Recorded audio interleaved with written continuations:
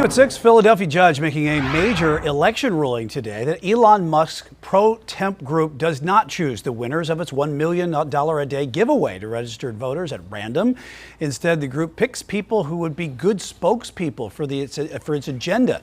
Musk lawyer Chris Gobert says he was trying to persuade a Pennsylvania judge that the giveaway was not an illegal lottery.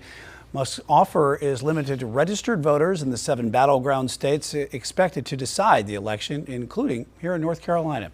So let's go ahead and bring in Chief Legal Analyst Rhodes to dissect why the judge decided what he did today. Well, even if the judge didn't just make this decision, his own attorney made this admission. So the attorney made the statement and said, listen, because remember, originally Elon Musk gets on stage and says, look, we're having this sweepstakes. We're having this, random selection of people. And if you want an opportunity, all you have to do is register and encourage other people to register, and you can be submitted for a chance to win.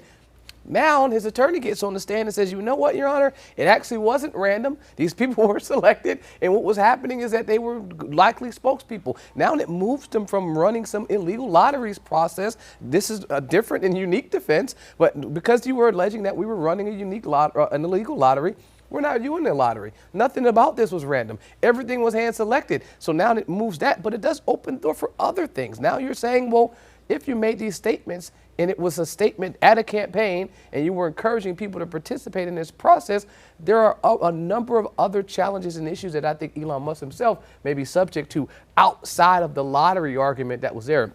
I think this defense, while it did help the lottery claim, it may have unpacked Pandora's box where he doesn't want it to go. But is it too little too late at this point, because he's continuing to do that? I think that he stopped for a little bit, then he started it back up. I think if the argument this is not a lottery and we are individually selecting the people that we want to be people, I don't think there's anything that the state can do to stop them from doing that, from giving out these checks, just like you have any other spokesperson for your campaign. The problem is that now I think it opens the door for the false and misleading parts of him going out there and saying specifically that we're having this and that we're actually doing this and encouraging people to participate when there was no likelihood that they can even win this lottery. I think that was what's going to be more problematic for him than anything else. So you think there's anything after Election Day tomorrow? I mean, any kind of legal suit or legal I think there will be challenges just like 2020 to everything about this election, and this is going to be one of them. There are many tentacles to the challenges that lay ahead for the days coming after the election,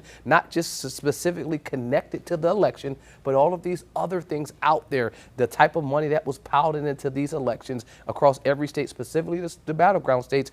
I mean, we're talking about numbers that we've never seen before. So I think the money that's come in, there'll be a number of challenges. A lot of money that nobody knows where they came from. So dark money challenges. Supreme Court did that back in a few years ago. Yeah. Citizens United case opened the door for money to come in on an unlimited basis. I think you'll see a lot of challenges trying to figure out how can we curtail that in some capacity, because nobody wants the calls, nobody wants the ads or the text messages, but they're all out there because the candidates aren't paying for a majority of this. TV stations want the ads. They do. they do. And then guess what? Citizens United said that they are people. They have the same standing as a person now. And because of that, you can see that happening where corporations now have the same rights as a normal citizen, which opened the door for unlimited funding. So to your question of challenges, I think this Musk case is not over, but tomorrow the election will be, but that case will continue on forward. Or will it? We'll see. Chief Legal Analyst Rhodes, thanks. It's all.